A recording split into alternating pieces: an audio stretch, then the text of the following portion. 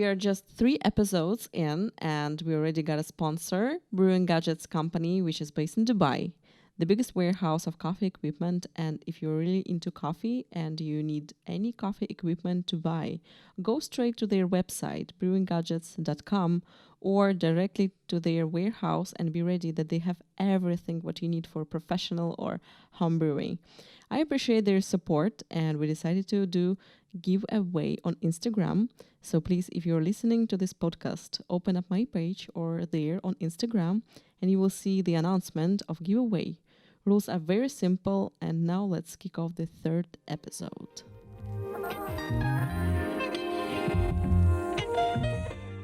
Hello, coffee people. I'm Irina Sharipova, coffee teacher from Dubai and educator at Roast Story Roastery. We start the 3rd episode, Coffee People of Middle East. And today, my guest is Sulaiman Alalawi, Emirati, Q grader, cup tasting champion of UAE 2022, and the 2nd place of Regional Aeropress Championship. So, of course, he has lots of information to tell. And Sulaiman, I'm very happy to have you here, and I would like to ask you about coffee culture, because I assume that as an Arab, you can share some cultural side and your perspective on coffee.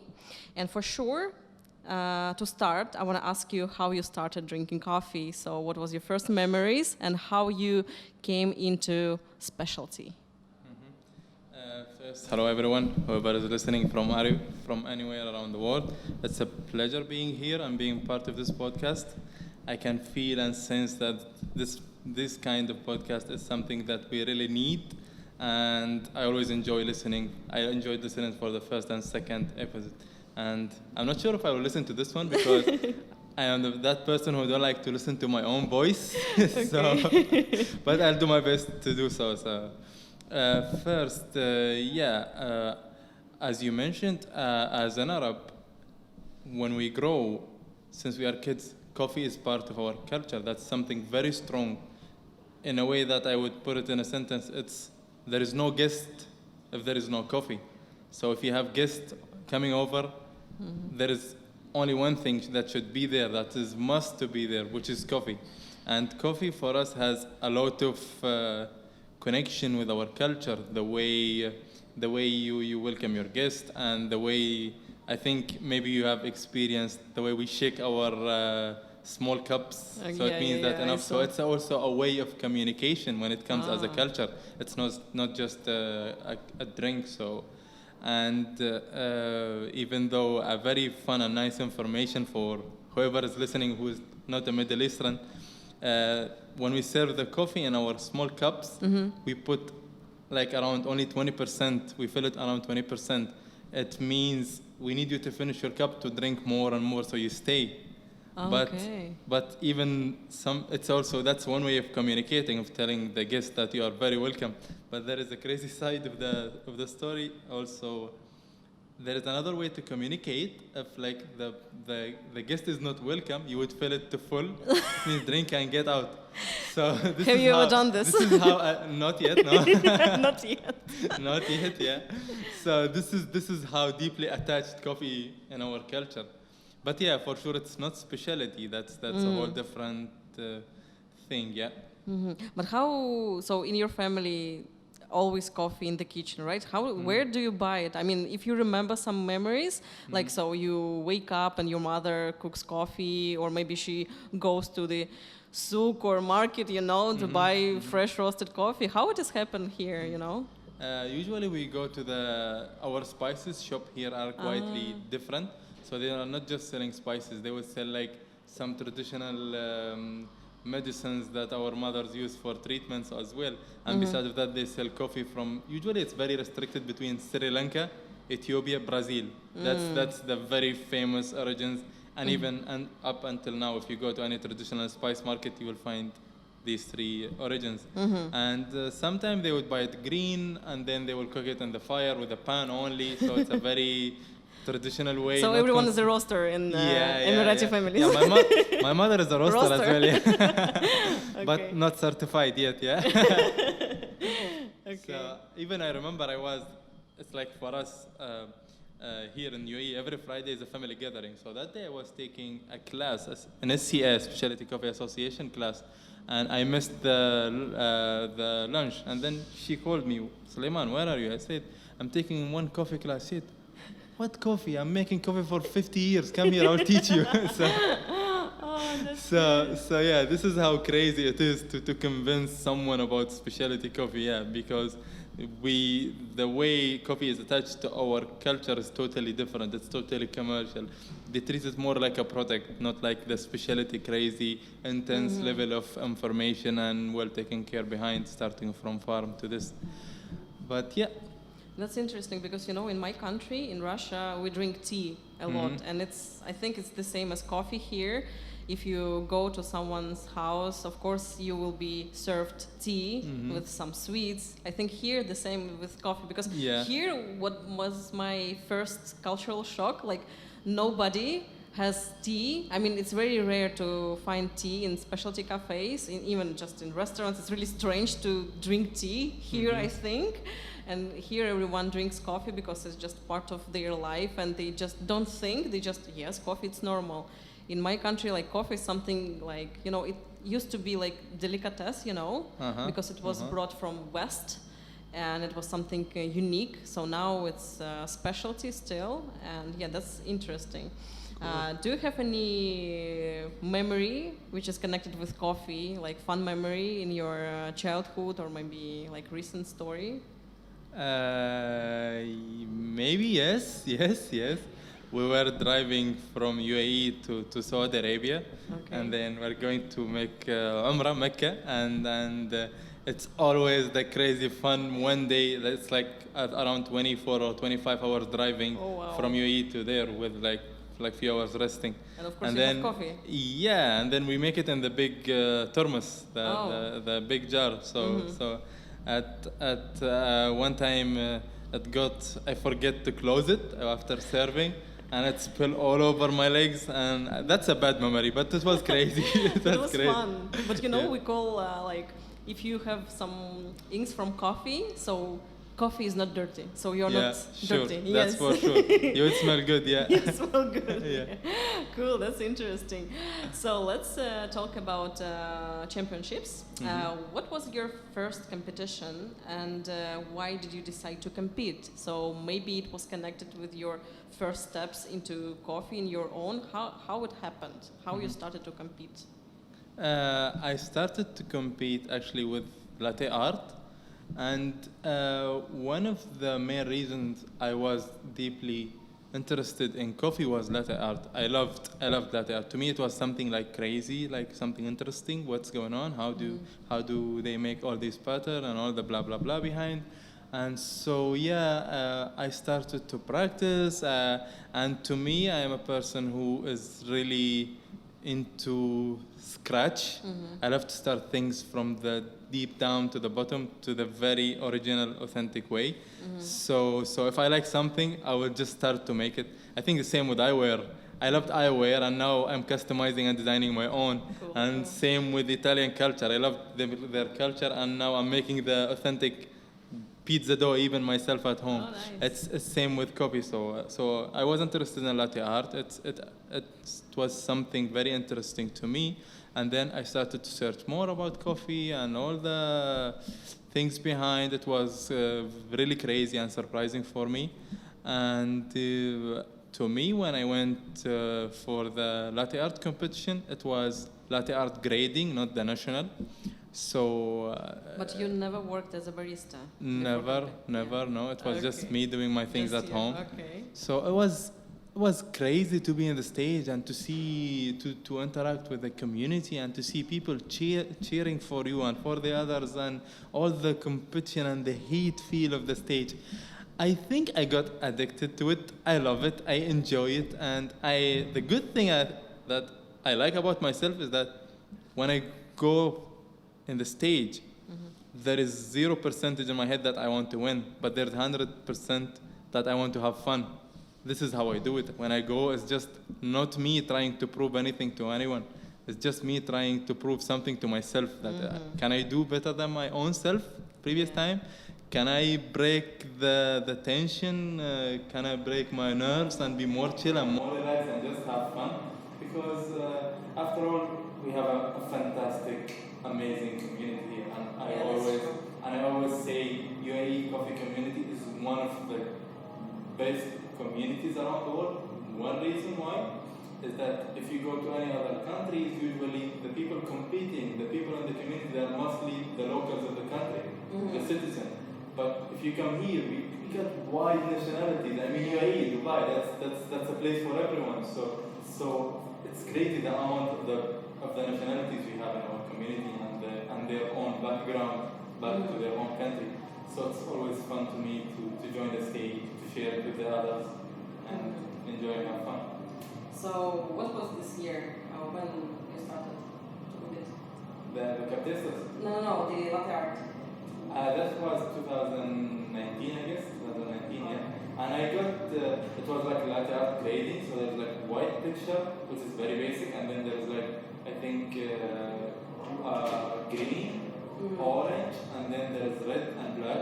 I was in the red picture, red level, and I was like the first local to get the red. I think up until now there is no one else having it.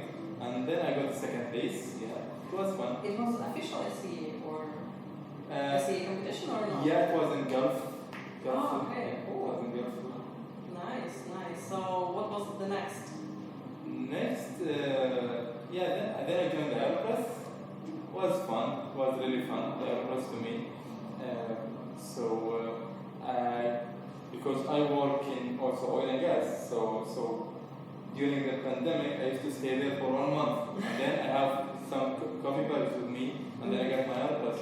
And then there was no way out. It's like, if you're sitting at home, if you didn't like the coffee you have, you just go grab another one. It was no chance for me. That's the one that I have. Whether you like it or not, you need to find another way. So I started it was crazy for me to see how some coffee was really something I wouldn't drink. And then just to play with some different parameters to create a crazy cup that I would drink all day. So then I start to get really attached and going deep down to the very small circumstances while brewing my coffee. And then I said, as long as this is the most brewing gadget I'm playing with, why not go compete? Yeah, true. Yeah, it's so versatile.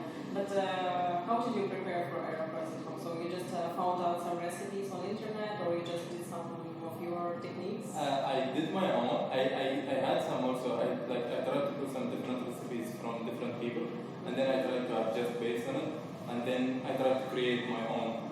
So, and then what I did before, I gathered most of my friends over my house. We had like an Aeropress party. Everyone's brewing. We were having comment. We did small competition, just pre. That's how Aeropress started, actually, if you know, right? Yeah. The very first competition, it started in Oslo, in Norway.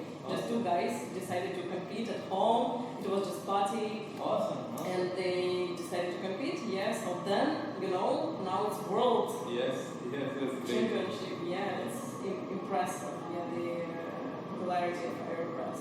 Cool. Also, what surprised me, like lots of locals competing in Aeropress. I think it's because everyone has it at home, I assume. Yes, it's easy to play.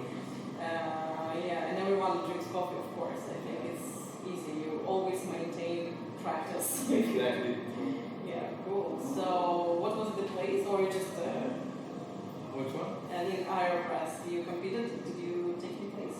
Yeah, when I started when I joined the competition, it was crazy the amount of people there. But luckily I got second place regional in Sharjah, Emirati.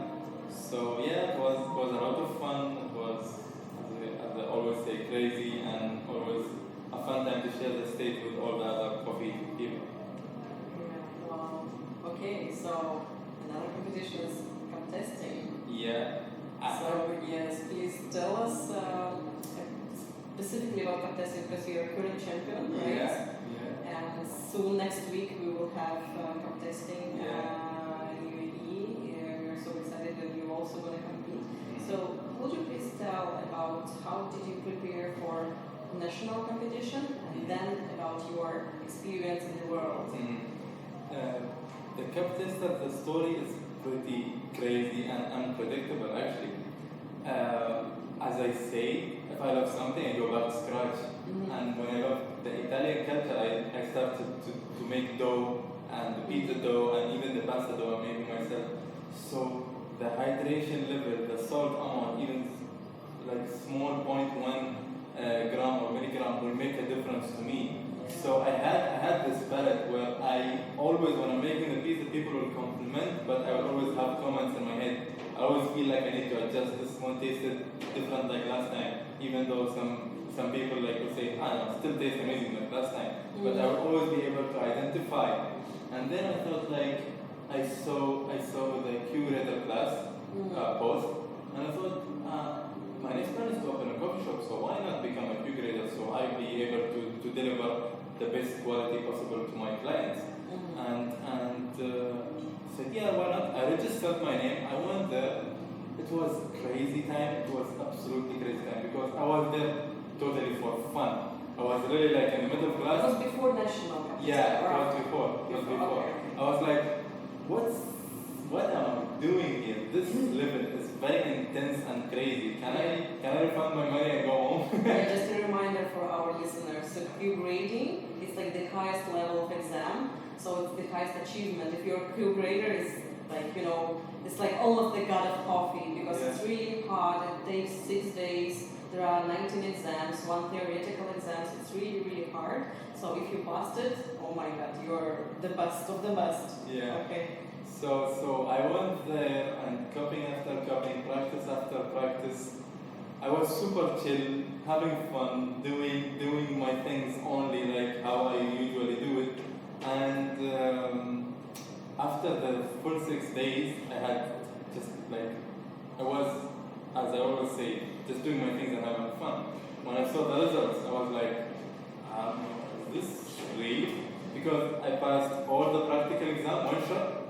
It was like, I did not expect that. I really have good palate. I was coming here having fun. I really have good palate, so I should continue. And then this was my spark and a good push to myself to trust myself and go compete in the cup testers. So yeah, this was the reason. So it all started from cooking and then Q-grader because I wanted to open my shop, and then I saw the cup testers. Yeah, I think I have good palate. Why not give it a try? So I just joined the cup testers. Yeah. Oh, that's And nice.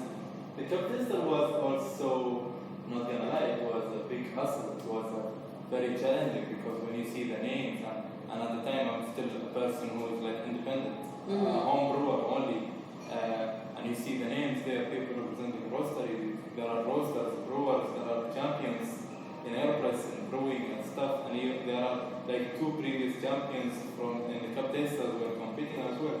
So it was like, yeah, I'm gonna have fun, but I need to challenge myself. I need to prove something to myself, to have more confidence in myself, more trust in my abilities. So I joined. I remember in the first Premier League round, I got 8 out of 8. I was the only one through the whole competitors, and it was another good push to trust myself more.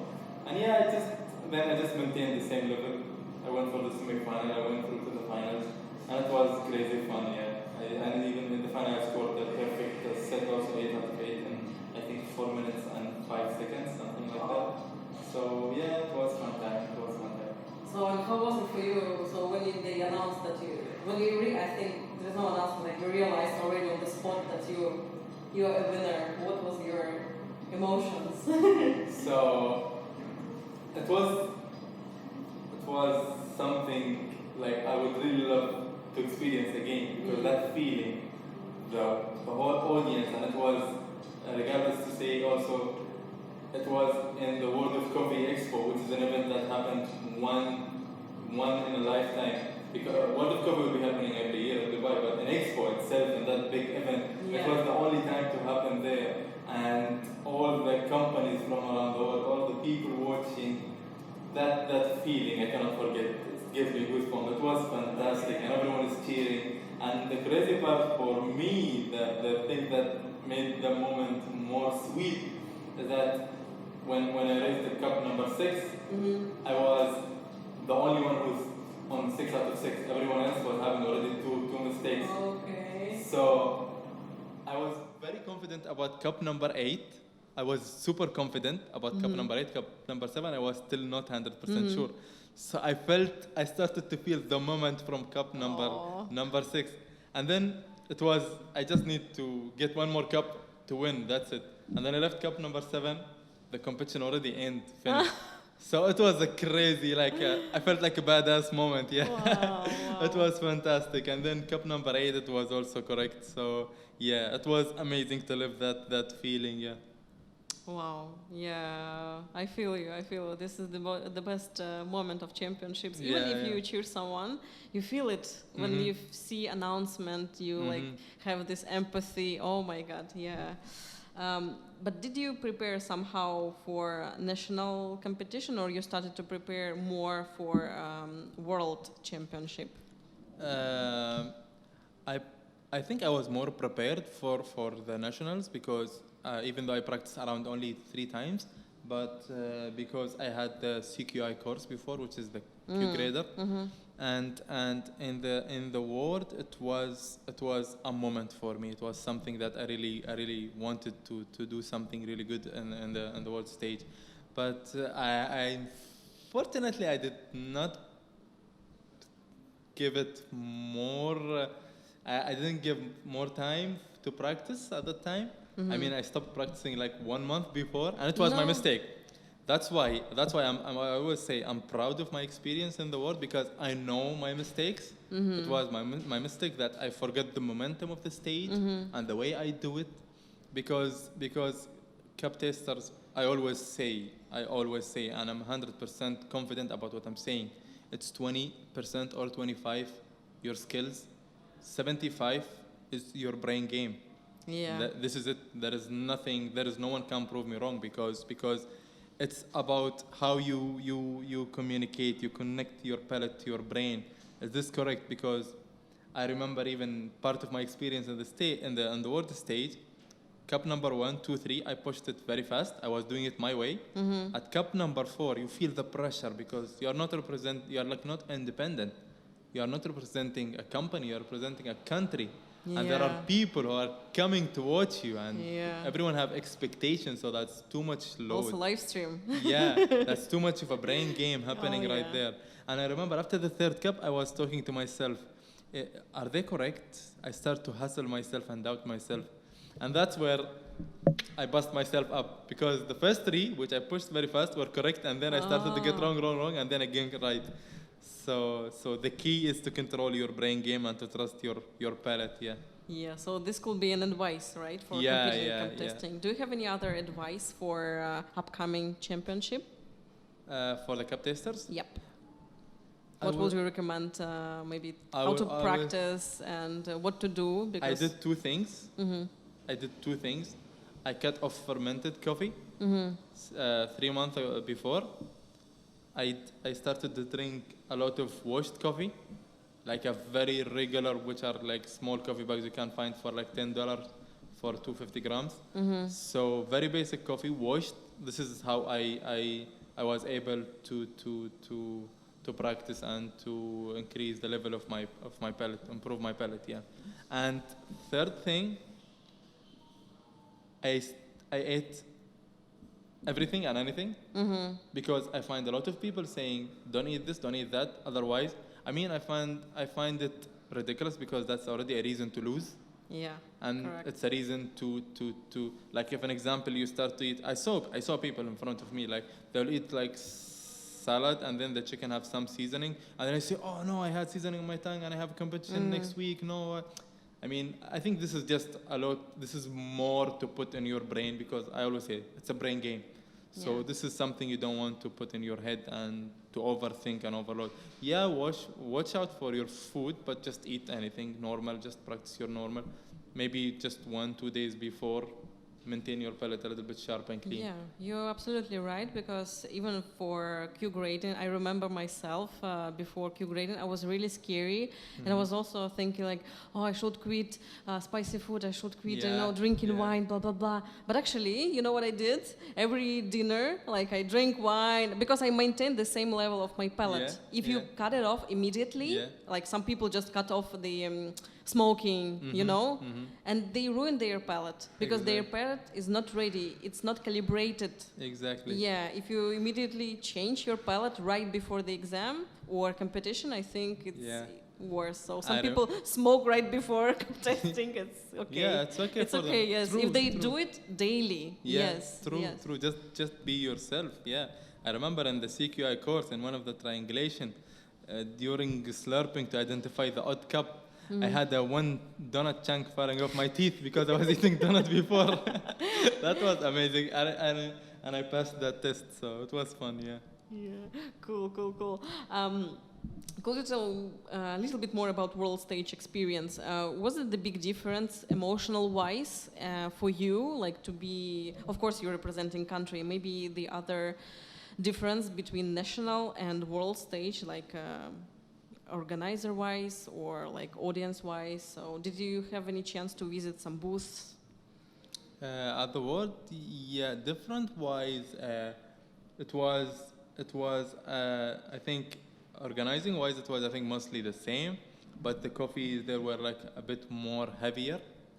Yeah, the coffees there were like a little bit more heavier. This is the only thing I experienced there. But I always say my experience there, only mistake was my own, and I'm happy about it because I know now.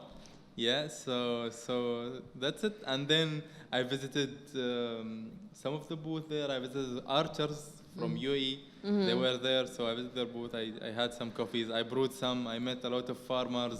Oh yeah. Debenza, Cafe Revenza, and some others also, cool people from Panama and all that. Yeah, I think the best recommendation for baristas or for any coffee professional to visit at least once World of Coffee International. True. Yeah, because you will meet. You get as opportunity to meet a lot of people and make connections. Yeah, and at that place I saw the full induction about roaster, and then that's when I bought my very first roast. Yeah. You bought it there? No, when I came back. They yeah, refused. They said, we have authorized dealer in your country. Go buy from there. I see. But Nice. it's business, yeah. So. By the way, I saw a video which went viral, I assume, about how you brewed AeroPress. I saw in your Instagram it's already 2 million views. Yeah. What happened? How it happened? It's really phenomenal. So guys, if you listen to this podcast, go to Sulaiman page and you will see reels where he brews AeroPress on the plane, Emirates, like business class or something like fancy. Cheers. Yeah, it's really nice. And you also shared coffee with the cabin crew. Yeah. How it happened? How did you decide it? And did you expect that it will be so viral? Actually, I didn't expect, no, because this is something that I do at most of my flights. And I always get my travel kit, and I always take AeroPress with me. So I've done this multiple times, and I usually just take just a simple random photo. Sometimes I'll take like quick regular videos. But this was my flight to Milano for World of Coffee. And the plane was quite empty, there wasn't many people on the plane. So the chair on my right side was empty. So I thought, why not put the phone there?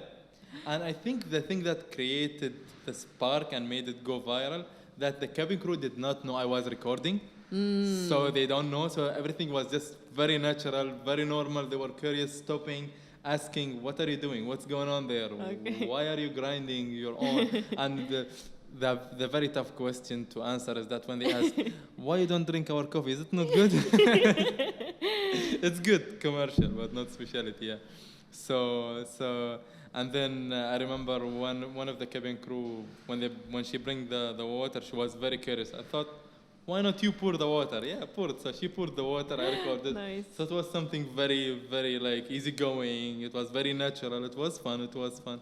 And the funny part is that after that video, I traveled 3 times, and every time I get recognized by the cabin crews in the No plane, way. and they ask me, please brew our coffee, Wow. make us coffee, yeah.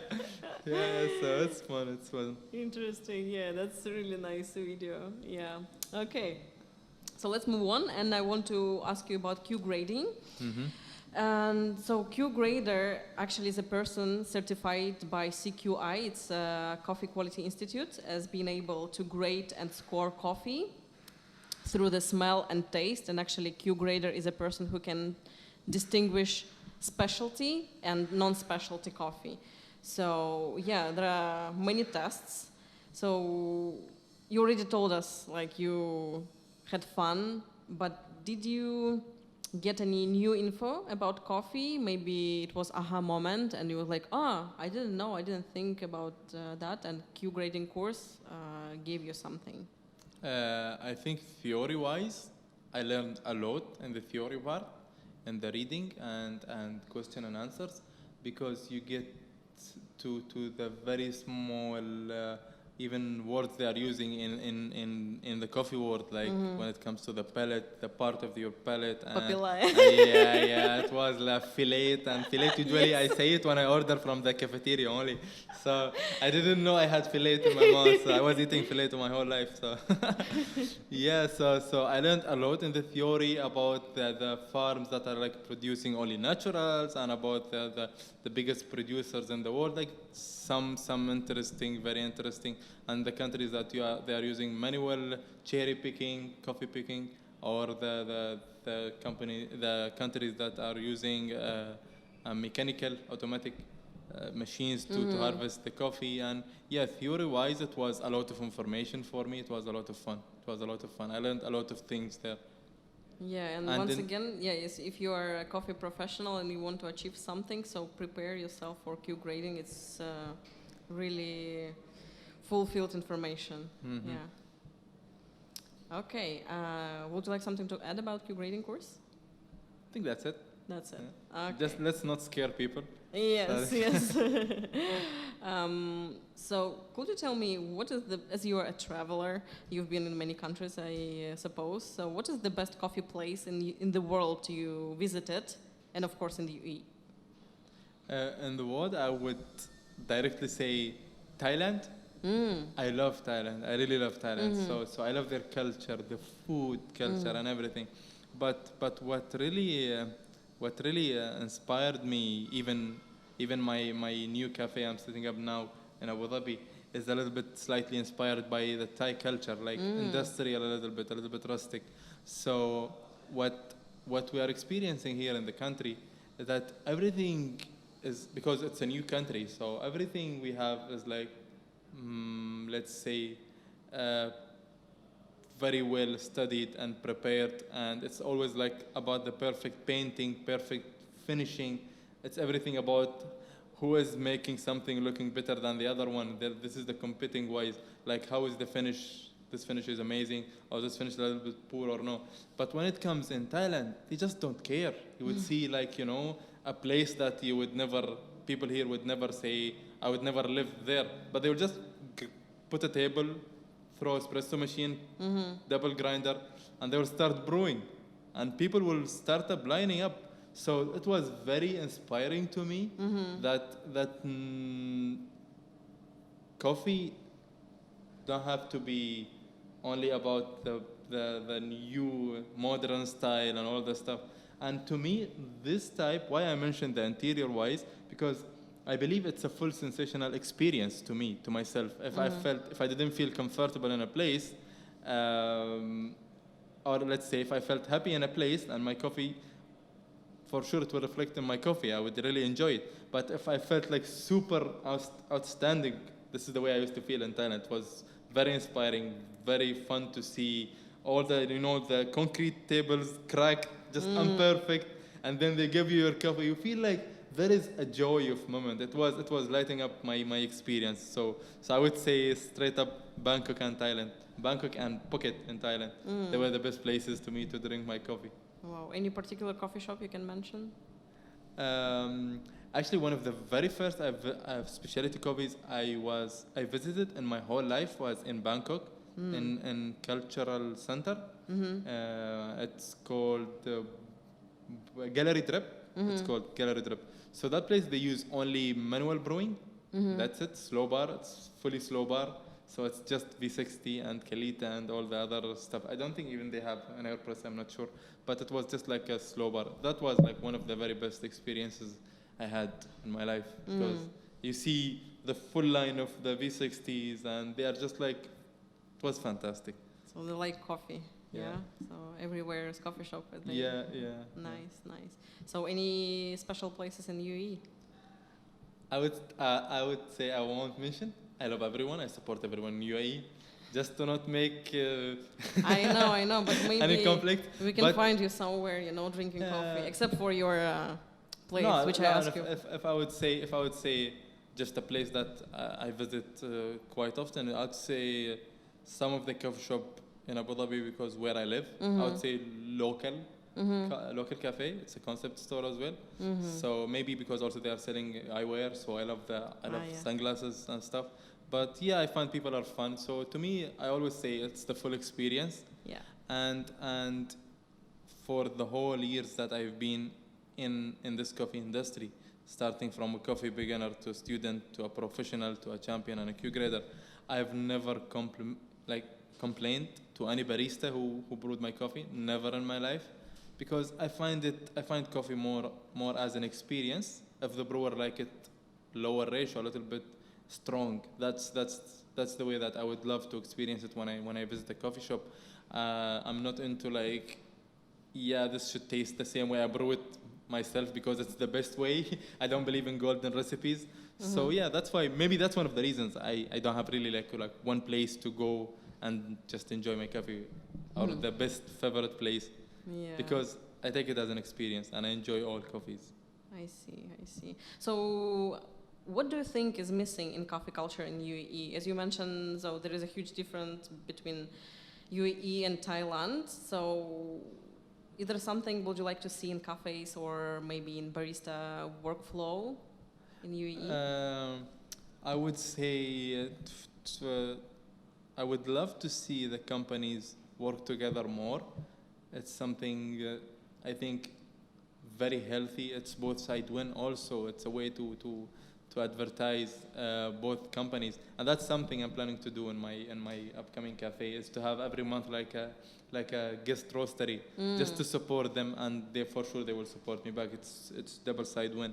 That's something I would really love to see, the roasteries to work together. Like, let's say an example, at some coffee auctions, at some countries they would do let's say 3 or 4 companies, big companies will collaborate together to buy one lot. So it's a bigger budget, and this helps to raise the bar in that whole country, not just these 4 companies. So it's beneficial for them as an individuals, and then for our coffee community.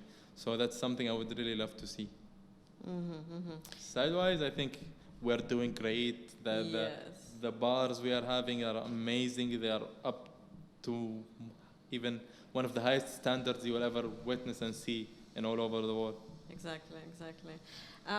Well, could you please tell about your coffee cave? As I understand, it's in your house. So, because I saw also on your Instagram, there are lots of videos or stories where you roast coffee and brew some coffee for your guests, for your friends. So, is it your house or what's that? Yeah, it's actually my house. Yeah, it's in my house. It's funny because when I started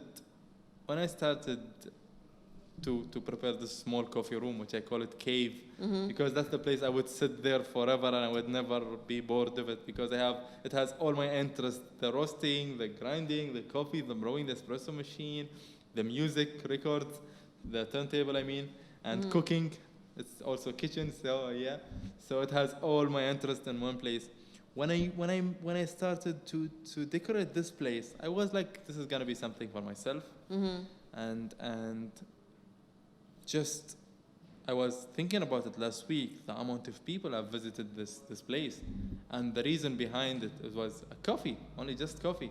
I had a lot of people from around the world. I had people from Oman, from Saudi Arabia, from too many countries, from Russia as well, the from France as well, and last week the Paraguay ambassador visited me wow. as well. So it was crazy. I was like, I told my father, the Paraguay ambassador is up there. I said, what's going on? Is all is good? I said, yeah, he's coming to drink coffee.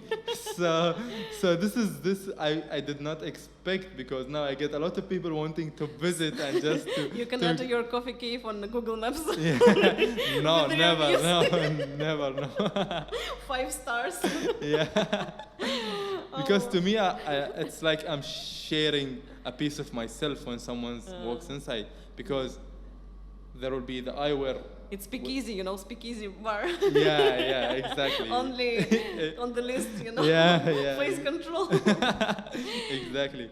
So it's the eyewear. I would explain them about the eyewear, and they will ask me very interesting questions. And I mean, it's always fun when someone asks you about your interest in life, something that you are passionate about. That's a very good feeling when you answer it and to explain, and you feel somebody is interested about something that you love. And then it comes coffee. And I mean, even from that place, I had a lot of people who walked in that they have zero background in coffee, and they walked out with some gadgets I would give away to them, and sometimes they will go just buy their own gadgets. So many people walked into the specialty coffee industry out of that cave. So it's something I really love. It's something very close to my heart. Wow, that's impressive, yeah. So I think it's a very unique case. Also, of course, I have curiosity about your new project you're working on now. So what is that? Is it coffee shop? Could you share? Is it possible to ask you these questions about your new project? Yes, please. So the project is more about people. It's about everyone as an individual. That's my main goal. That's my main focus I put in my head when I was thinking to open a coffee shop. And I wanted to create a space that is artistic, unpredictable, and can be anything. So it was very tough for me to pick a name. And then I ended up calling it Things, because things can be anything. Yeah. No matter what you are selling, it's still a thing. So things can be anything. What I did is I collaborated with different artists from around the world to make this place more unique and more artistic. So it's a full kitchen experience as well. It's a cafe, and I made something like, I believe it's gonna be a new innovation. I'm not gonna talk a lot about it. I would love people to come and see it when the cafe is ready by, like, let's say month and a half, maybe in December. Okay. So I made 2 totally different bars. Not like when you walk inside the cafe, usually you would see the espresso bar, and then aside of it, people are brewing.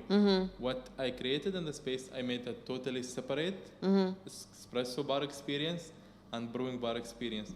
And that brewing bar is gonna be, I'm gonna say one thing to make people curious. It's gonna be a full experience bar, a full experience floating bar. How floating? You come and see. Interesting. When it gets ready. So it was something I really invested a lot in, the brewing bar.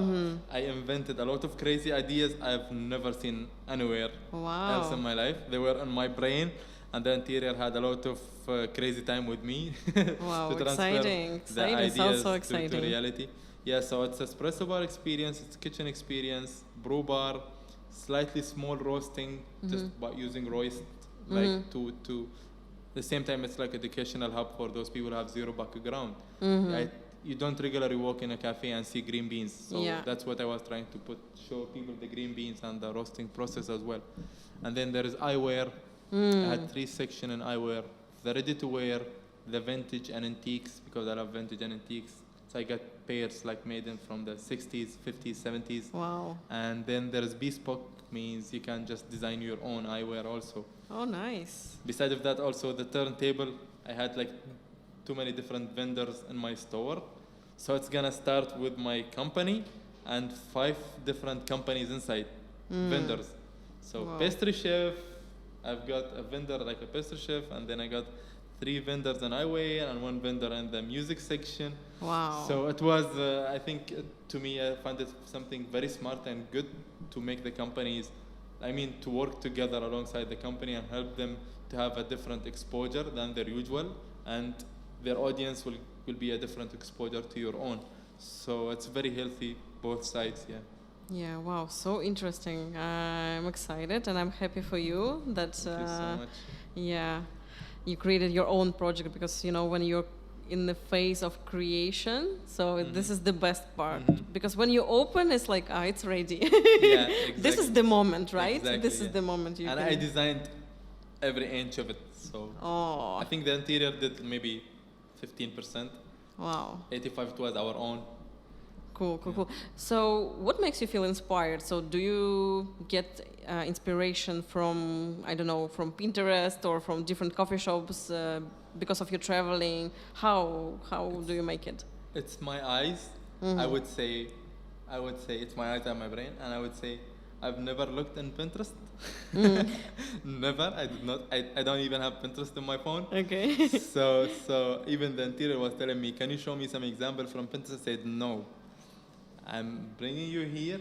I'm paying for this project. I need you to transform the ideas. My Pinterest is my brain." So I'm more about my own eye when I go experience things throughout traveling. So I would say what inspired me is traveling and life. That's it. Wow. But do you get inspiration from someone, I mean, in coffee industry? Do you know someone who is the role model for you in the coffee industry, or you just follow everyone and just collect information and make your own things? Exactly. It's like the more than second option. I'm not looking like up into like one person specifically. It's mostly the whole coffee community, even here or abroad around the world, because it's crazy to see people who had like it's all started with small interest in a small liquid we call coffee, and then you see some people who are like becoming world champions. You see some people are owning a big companies around the world now, and some people are inventing like new gadgets, new drippers, new coffee stuff. So it's always inspired me to read more about coffee. The coffee magazines, I would say, to look up to the whole community. It's very inspiring to me. Yeah. So you should follow and be in trend of the industry. Otherwise, Exactly. you will stagnate, right? Exactly. Nice.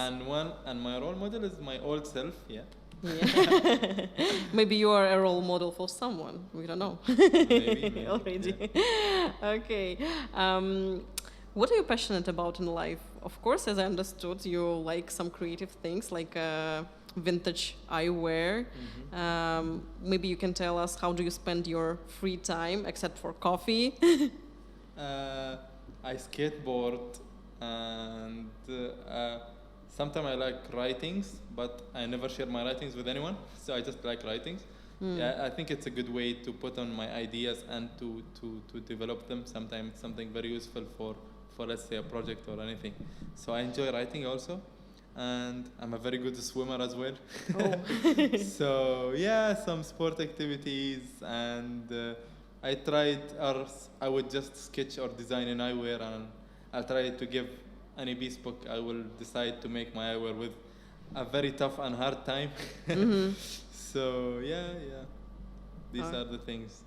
Nice. So how would you describe yourself using one or two words? Authentic, crazy, Maybe one more? unpredictable. Unpredictable. Okay. Very, very, very. My wife is suffering with me now. Yeah. So, Wow. Okay. So, almost the last question.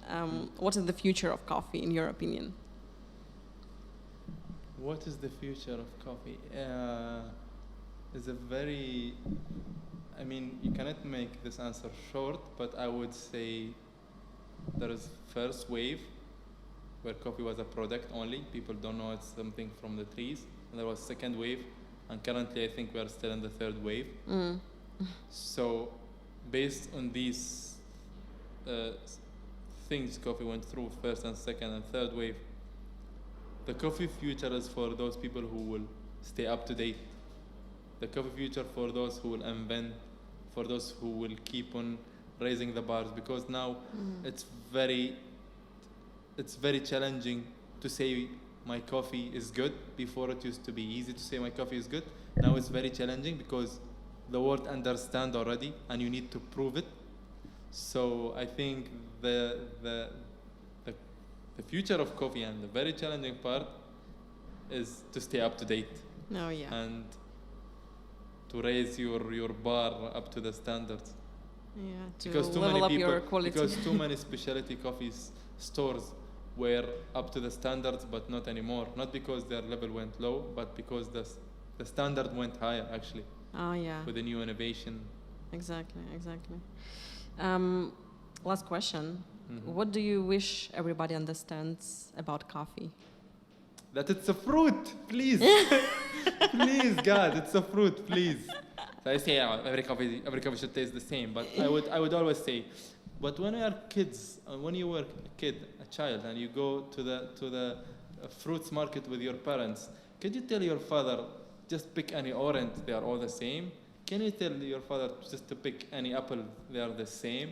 Never. Apple, there are green, there are red, there are apples coming from different countries, same as orange. There are different sizes. Everyone, each and everyone is unique by its own. Some of them will be more citrusy, some of them will be more sweet. So people always act surprising when I tell them coffee is fruit. They were like, what? So please, guys. if It you're doesn't listening, grow roasted. Coffee is fruit. Coffee is fruit. It's not a product only. So Yeah. it starts with a cherry. Yeah, you're right. Until you overcook it, you over roast it, then it's a product, a burned stuff.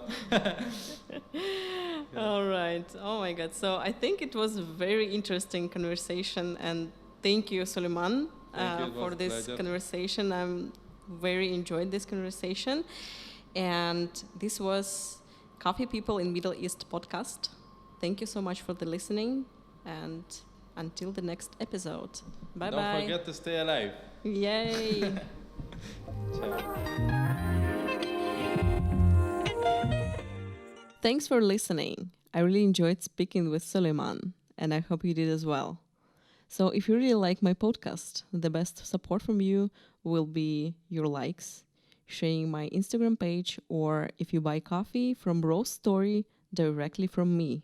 And of course, if you need any education program, either SCA certifications or coffee consulting for your coffee shop, so please let me know. Thank you.